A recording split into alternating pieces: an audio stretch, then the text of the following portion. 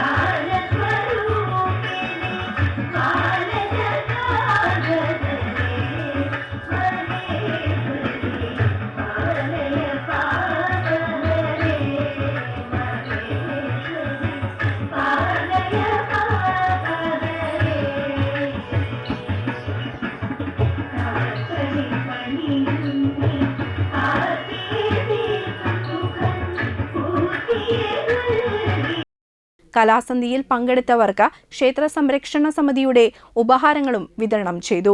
പരിപാടിക്ക് ഭാരവാഹികളായ president Shaji Kuruppath, secretary PB Venu, treasurer Suryanarayanan K, ക്ഷേത്രം ട്രസ്റ്റി ചെങ്ങന്നൂർ മന മുരളീധരൻ നമ്പൂതിരി തുടങ്ങിയവർ നേതൃത്വം നൽകി.